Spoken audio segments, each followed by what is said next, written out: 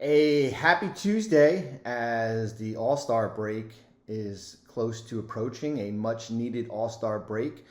For everyone out there, I would say it's not the second half of the season because most teams will probably have between 20 and 25 games when we get going back in about 10 days. So we are going to do a video on the mechanics of the buyout.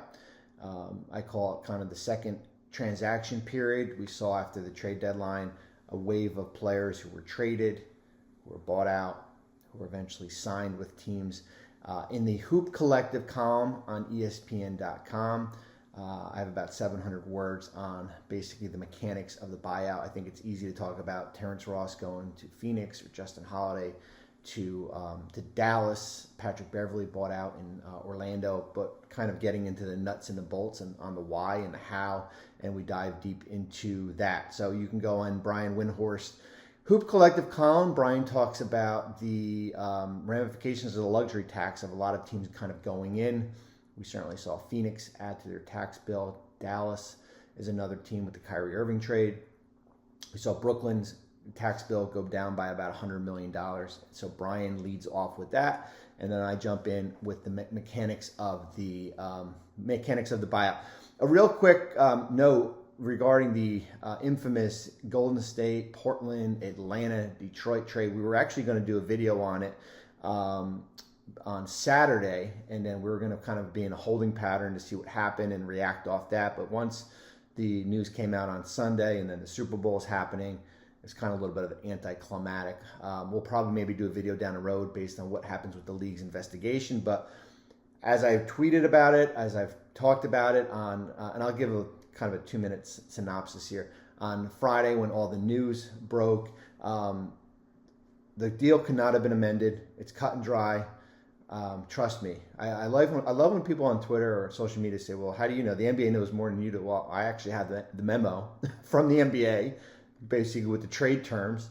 I studied the CBA. I talked to teams. I talked to 5 teams that night, asked them that question. Can just double check? And they said no. Slippery slope when you start doing that. Hey, the league can do whatever they want. The deal cannot be amended, okay? Cut and dry. No ifs, ands, and buts.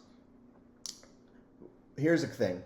Maybe we don't wait until the deadline on Thursday to do some of these 4-team complicated deals where basically Atlanta and Detroit are caught in friendly fire here.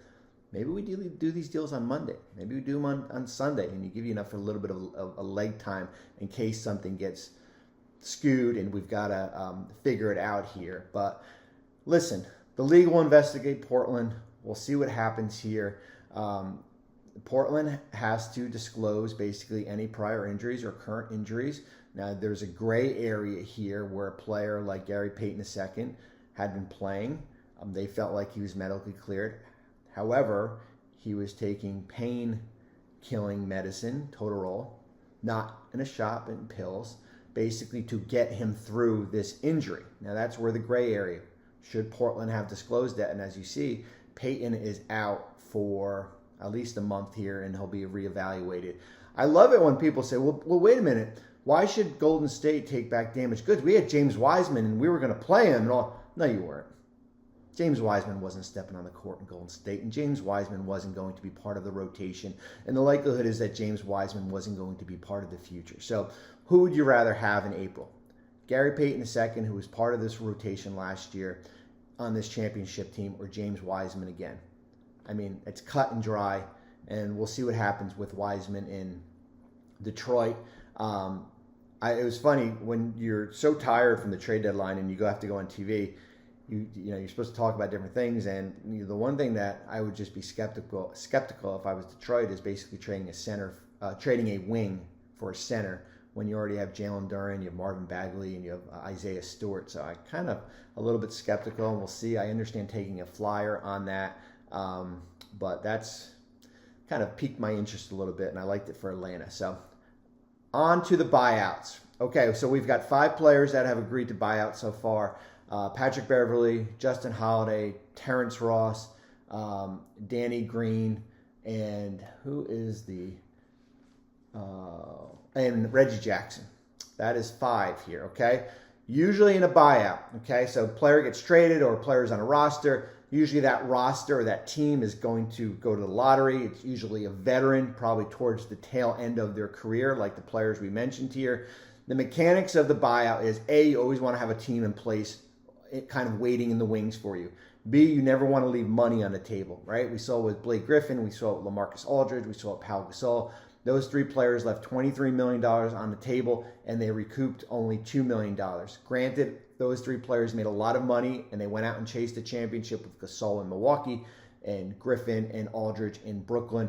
However, word to the wise, one thing you don't want to do, and this is not my money, it's Blake Griffin's money, and it's LaMarcus Aldridge's money, and Pau Gasol's money, is do not leave money on the table. And we wrote about it in there as far as having a landing spot for you. So when you look at it from Orlando's perspective with Terrence Ross, they agreed to a buyout for the veteran prorated minimum, 918.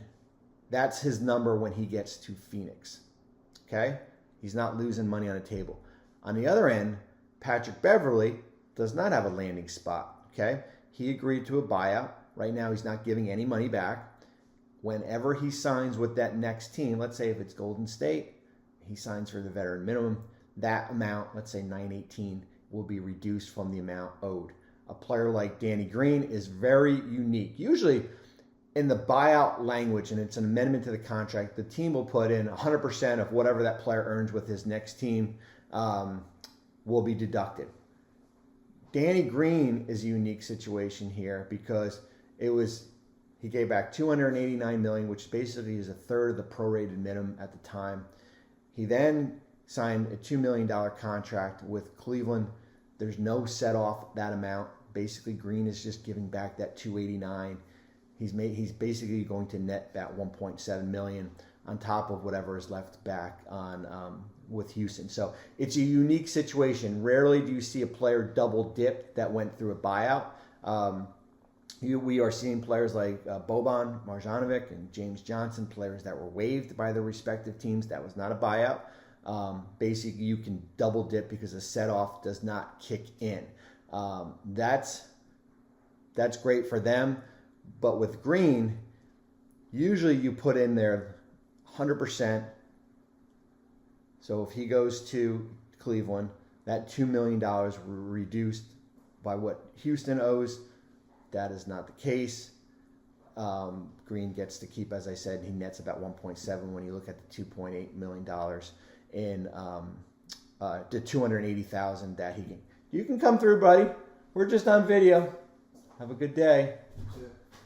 My 16-year-old going to school a little bit late.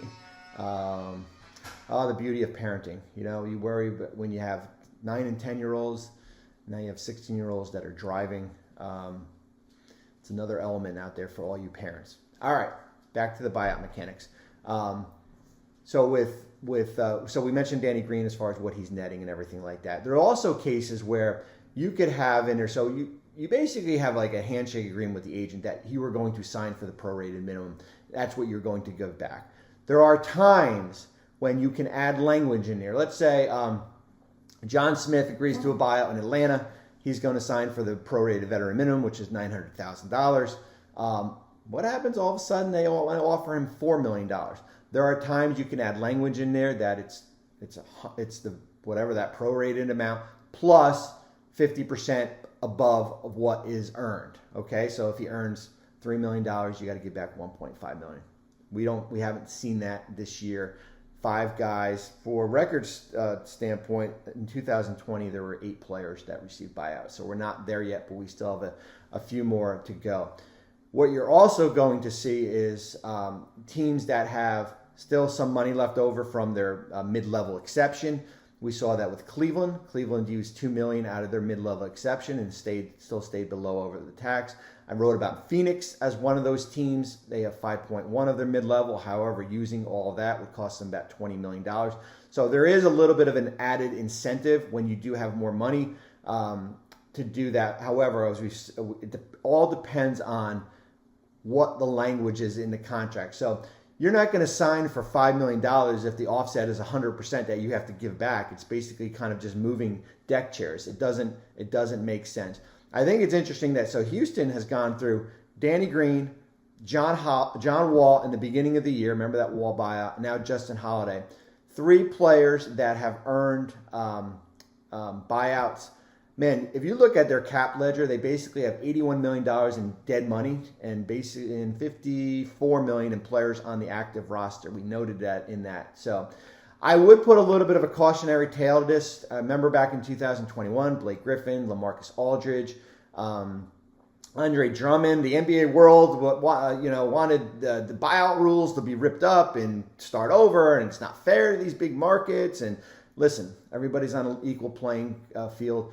Usually teams that are competing for a championship get these players.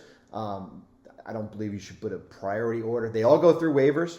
Everybody's free to claim them if you have cap space or a trade exception to go about do it. It's a free market society. Usually it's an insurance policy. Rarely do we see any of these players make an impact. I mean, Blake Griffin in Brooklyn was fine. LaMarcus Aldridge retired. Pau Gasol, I think he got hurt in Milwaukee. We'll see what happens with Danny Green. What is he going to get, 10, 15 minutes? Terrence Ross in Phoenix, 10 to 15 minutes. Reggie Jackson, maybe he's a difference maker in Denver. I don't know, but rarely the market. Tristan Thompson wasn't a difference maker in Chicago last year after he agreed to a buyout in Indiana. It is an insurance policy. So I know we like to talk about it and we get hyped, and these are big names, but these are players that are a little bit kind of past their prime and are seen more as an insurance policy. So that is the mechanics of the buyout, as I call it. It's called like the transfer portal, the NBA's version of the transfer portal. You can go on the Hoop Collective on ESPN.com. Talked a little bit about that Golden State Portland trade. We kicked it off here. Just my thoughts on that. I do think there's probably going to be some type of consequences in Portland, whether it be a fine or a loss of draft picks. But we'll wait and see, and we will go from there. But hopefully everyone has a great day. We will talk soon, probably not until after the All-Star break. And have a good day, everyone. Thanks for watching ESPN on YouTube. For live streaming sports and premium content, subscribe to ESPN+.